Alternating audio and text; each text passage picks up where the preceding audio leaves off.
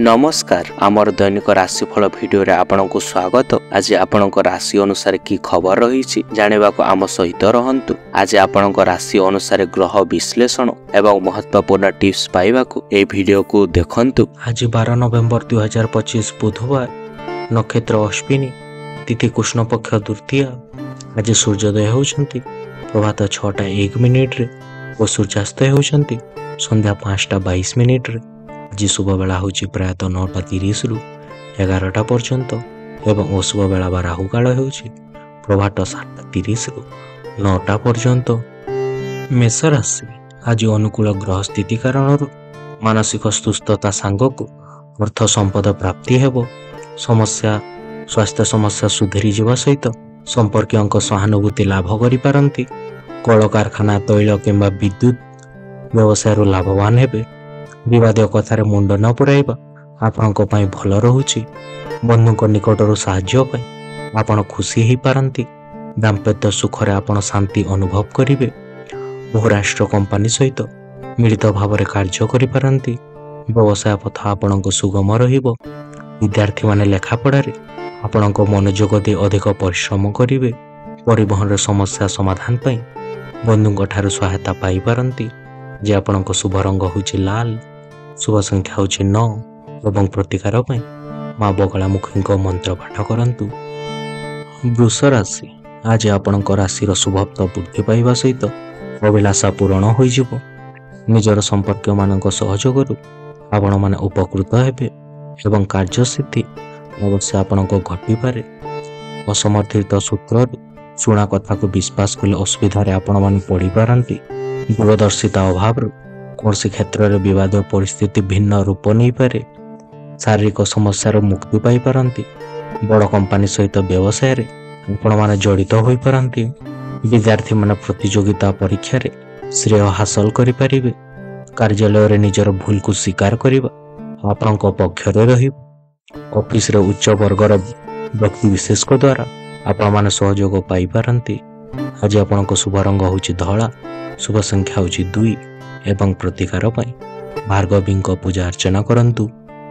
मिथुन राशि पारिवारिक क्षेत्र रे समस्या रही एवं रहिबो, किंतु हठात कौन से पदक्षेप नेले झेमला आपनक बढ़ी पारे।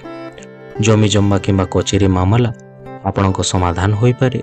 शिल्प वाणिज्य परिवहन रे आपण माने सफलता हासिल करिवे।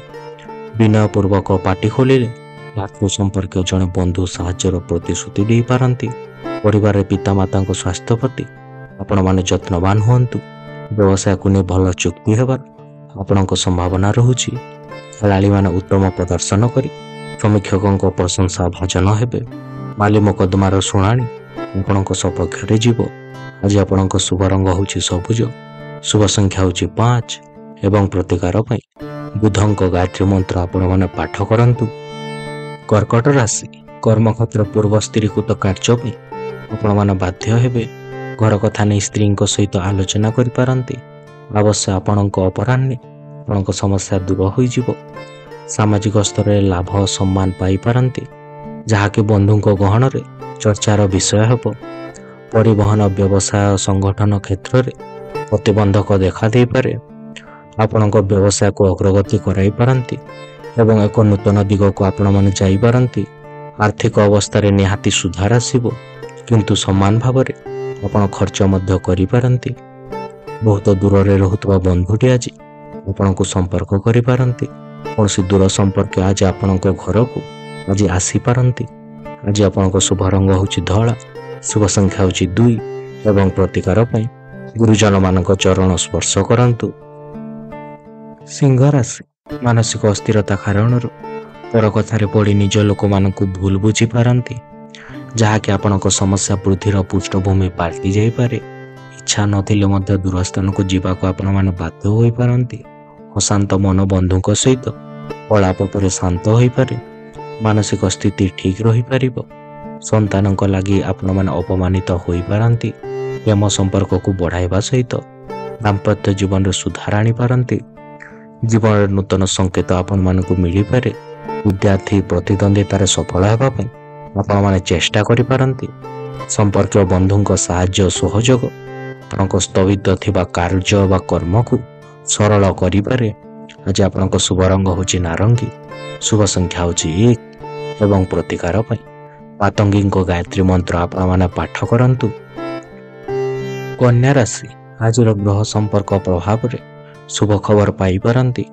ଦିନଟି ଯଦିଓ ପୂର୍ଣ୍ଣତଃ ମନ୍ଦ ନୁହେଁ, ତଥାପି ବୁଝି ବିଚାରେ କାମ କରନ୍ତୁ, ନତୁବା ସମସ୍ୟାକୁ ଡାକି ଆଣିଲା ଭଳି ଆପଣମାନେ କାମ କରିପାରିବେ। ବନ୍ଧୁଙ୍କ ସାହାଯ୍ୟ ସହଯୋଗ ବ୍ୟତୀତ ଶୁଖିଲା ଉପଦେଶ ଶୁଣି ମନରେ ବିରକ୍ତି ଆସିପାରେ।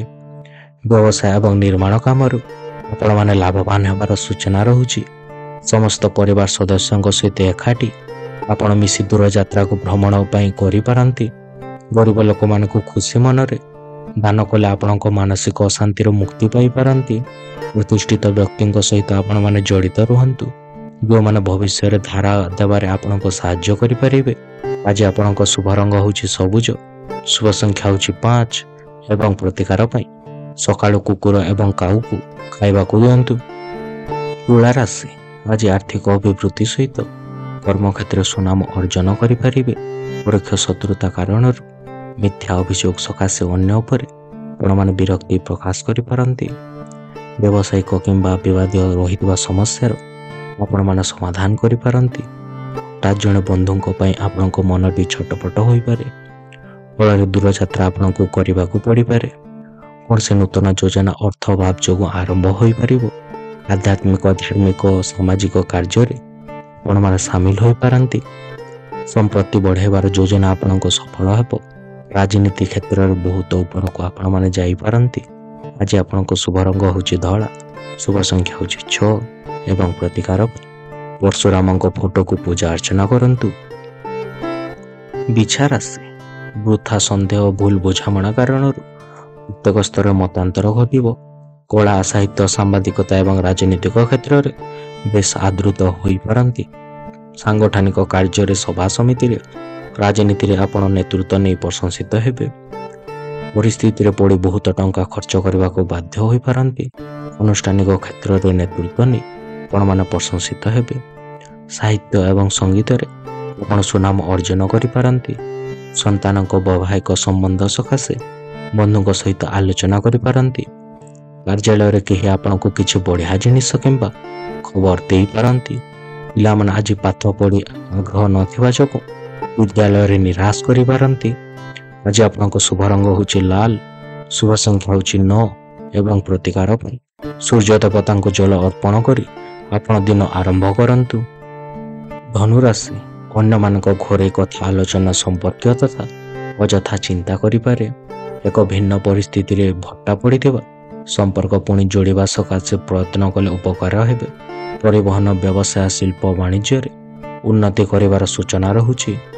ପାରିବାରିକ ସମସ୍ୟାର ସରଳ ସମାଧାନ କରିବାରେ ଆପଣମାନେ ସଫଳ ହେବେ। ନିଜର ବ୍ୟବସାୟକୁ ବିସ୍ତାର କରିବା ପାଇଁ ଆପଣମାନେ ପଦକ୍ଷେପ ନେଇପାରନ୍ତି। ଚାକିରି କ୍ଷେତ୍ର ଆପଣଙ୍କ କାମକୁ ସହକର୍ମୀମାନେ ବିରୋଧ କରିପାରନ୍ତି। ଜୀବନସାଥୀଙ୍କ ମଙ୍ଗଳ ଏବଂ ତାଙ୍କର ଭାବନାକୁ ଆପଣ ବିଚାର କରି କାର୍ଯ୍ୟ କରିବେ। ରାଜନୀତି କ୍ଷେତ୍ରରେ ଆପଣମାନେ ଆଗକୁ ଯାଇପାରନ୍ତି। ଆଜି ଆପଣଙ୍କ ଶୁଭ ରଙ୍ଗ ହେଉଛି ହଳଦୀ, ଶୁଭ ସଂଖ୍ୟା ହେଉଛି 3 ଏବଂ ପ୍ରତିକାର ପାଇଁ ଗୁରୁଙ୍କ ଗାୟତ୍ରୀ ମନ୍ତ୍ର ଆପଣମାନେ ପାଠ କରନ୍ତୁ। ମକର ରାଶି, ଆଜି କୌଣସି କାମ ଅଟକି ରହିବ ନାହିଁ। ଆନୁଷ୍ଠାନିକ ସାହାଯ୍ୟ ଲାଭ କରି ସୁବିଧା ହୋଇଯାଇପାରେ। ମାଲି ମକଦ୍ଦମା, ନିର୍ମାଣ, ପରିବହନ, ପ୍ରଶାସନିକ କ୍ଷେତ୍ରରେ ଦ୍ୱନ୍ଦ୍ୱ ଦୂର ହେବ। ଜମି ଜମା କିମ୍ବା ଘର ସୀମାକୁ କେନ୍ଦ୍ର କରି ଟଣା ଅଟଣା ଦେଖାଦେଇପାରେ। ପ୍ରତ୍ୟୁଷ ଯାତ୍ରାରେ ସଫଳତା ମିଳିପାରେ। ପରିବାରରେ ସମ୍ମାନଜନକ ସ୍ଥିତିରେ ଆପଣମାନେ ରହିପାରନ୍ତି। କର୍ମକ୍ଷେତ୍ରରେ ସମସ୍ୟାର ସମାଧାନ କରି ଲକ୍ଷ୍ୟ ହାସଲରେ ସମର୍ଥନ ଲାଭ କରିବେ। ପାଖ ପଡ଼ୋଶୀଙ୍କ ଦ୍ୱାରା ସୃଷ୍ଟି ହୋଇଥିବା ସମସ୍ୟା ହିଁ ଆପଣଙ୍କ ଚିନ୍ତାର କାରଣ ହେବ। ନିଜ ଲୋକମାନଙ୍କ କାର୍ଯ୍ୟକଳାପ ଅସୁବିଧାରେ ପକାଇପାରେ। ସରକାରୀ କ୍ଷେତ୍ରରୁ ଆପଣମାନେ ଲାଭ ପାଇପାରନ୍ତି। ଶିକ୍ଷାର୍ଥୀମାନେ ଆତ୍ମନିର୍ଭର ହେବେ। ଆଜି ଆପଣଙ୍କ ଶୁଭ ରଙ୍ଗ ହେଉଛି ନୀଳ, ଶୁଭ ସଂଖ୍ୟା ହେଉଛି 8 ଏବଂ ପ୍ରତିକାର ପାଇଁ ଭଗବାନ ବିଷ୍ଣୁଙ୍କ ବିଗ୍ରହକୁ ଆପଣମାନେ ପୂଜା ଅର୍ଚ୍ଚନା କରନ୍ତୁ। କୁମ୍ଭ ରାଶି, କଠିନ ପରିଶ୍ରମ ଏବଂ ବିଶ୍ରାମହୀନ ଭ୍ରମଣ ଜନିତ ଶାରୀରିକ ଅସୁସ୍ଥତା ଅନୁଭବ କରିପାରନ୍ତି। କର୍ମକ୍ଷେତ୍ରରେ ସମ୍ମାନନୀୟ ବ୍ୟକ୍ତି ସହାୟତା କରିବାର ଆପଣଙ୍କ ଆଶା କରାଯାଇପାରେ। ବନ୍ଧୁଙ୍କ ପରାମର୍ଶରେ ପଡ଼ୋଶୀଙ୍କ ସହିତ ସୁସମ୍ପର୍କ ଆପଣ ରକ୍ଷା କରିବାର ସମର୍ଥନ ଲାଭ କରିପାରନ୍ତି। ପାରିବାରିକ ଜୀବନରେ ଉଚିତ ବୁଝାମଣା ହେତୁ ଆପଣମାନେ ଆଶ୍ୱସ୍ତି ଲାଭ କରିପାରନ୍ତି। ସ୍ୱାସ୍ଥ୍ୟକୁ ନେଇ ନାନା ପ୍ରକାର ସମସ୍ୟାର ସମ୍ମୁଖୀନ କରିବାକୁ ପଡ଼ିପାରେ। ବ୍ୟବସାୟିକ କିଛି ଗୁରୁତ୍ୱପୂର୍ଣ୍ଣ ନିଷ୍ପତ୍ତି ନେବାକୁ ଆପଣମାନେ ଚେଷ୍ଟା କରିପାରନ୍ତି। ଗଣମାଧ୍ୟମ କ୍ଷେତ୍ରରେ କାମ କରୁଥିବା ବ୍ୟକ୍ତିଙ୍କ ଆପଣଙ୍କ ପ୍ରଗତି ହେବ। ଜୀବନସାଥୀଙ୍କ ସହିତ ସମ୍ପର୍କ ମଧୁର ରହିପାରେ। ଚାକିରିରେ ଅପଦସ୍ଥ ହୋଇପାରନ୍ତି।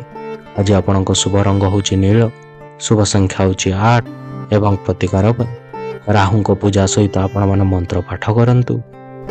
ମୀନ ରାଶି, ସ୍ୱାସ୍ଥ୍ୟରେ ଉନ୍ନତି ଘଟିବା ସହିତ ମାନସିକ ସ୍ତରରେ ଖୁସି ଅନୁଭବ କରିପାରନ୍ତି। ପୂର୍ବଲୋଚନା ଅନୁଯାୟୀ ଆଜିର କାମଗୁଡ଼ିକୁ ସବୁ ଠିକ୍ଠାକ୍ ହୋଇଯାଇପାରେ। ଗସ୍ତ କାର୍ଯ୍ୟକ୍ରମ ଆପଣଙ୍କ ବଦଳି ଯାଇପାରେ, କିନ୍ତୁ ଆର୍ଥିକ ସ୍ଥିତିରେ ଆପଣଙ୍କ ସୁଧାର ଆସିବ। ଦୀର୍ଘ ଦିନରୁ ଚେଷ୍ଟା କରୁଥିବା ଆନୁଷ୍ଠାନିକ କାମରେ ଅବଶ୍ୟ ସଫଳତା ପାଇପାରନ୍ତି। ଅନେକାଂଶରେ ସ୍ୱାସ୍ଥ୍ୟ ସମସ୍ୟା ଦୂରୀଭୂତ ହେବା ସହିତ ଶାରୀରିକ ସୁସ୍ଥତା ଫେରି ପାଇପାରନ୍ତି। କରଜଦାତାଙ୍କ ଚାପ ବୃଦ୍ଧି ପାଇବା କାରଣରୁ ଆପଣ ବ୍ୟସ୍ତତା ବଢ଼ିଯାଇପାରେ। କଚେରୀ ମାମଲାର ଆଜି ଶୁଣାଣିରେ ଆପଣ ସନ୍ତୋଷ ପାଇପାରିବେ ନାହିଁ। ମହିଳାମାନେ ବ୍ୟସ୍ତତା ଭିତରେ କାର୍ଯ୍ୟ ସାଧନ କରିପାରନ୍ତି। ଆଜି ଆପଣଙ୍କ ଶୁଭ ରଙ୍ଗ ହେଉଛି ହଳଦିଆ, ଶୁଭ ସଂଖ୍ୟା ହେଉଛି 3 ଏବଂ ପ୍ରତିକାର ପାଇଁ ତାରାଙ୍କ ଯାନ୍ତ୍ରିକା ମହାକବଚଟି ଆପଣମାନେ ଧାରଣ କରିନିଅନ୍ତୁ। ଧନ୍ୟବାଦ ଆମ ସହିତ ଥିବାକୁ। ଆଶା କରୁଛୁ ଆପଣ ଆମ ଭିଡ଼ିଓଟିକୁ ଉପଭୋଗ କରିଛନ୍ତି। ଯଦି ଆପଣଙ୍କୁ ଏହା ଭଲ ଲାଗିଥିଲା ତେବେ ଲାଇକ୍, ସେୟାର, ସବସ୍କ୍ରାଇବ୍ କରିବାକୁ ଭୁଲନ୍ତୁ ନାହିଁ। ଆମେ ଆପଣଙ୍କ କମେଣ୍ଟ ବା ମତାମତର ଅପେକ୍ଷାରେ ରହୁଛୁ। ପରବର୍ତ୍ତୀ ଭିଡ଼ିଓ ପାଇଁ ଜଡ଼ିତ ରୁହନ୍ତୁ ଏବଂ ଆସନ୍ତା ସମୟ ପର୍ଯ୍ୟନ୍ତ ଆପଣଙ୍କ ଉପରେ ମହାପ୍ରଭୁ ଜଗନ୍ନାଥଙ୍କ ଆଲୋକ ବର୍ଷା ହେଉ।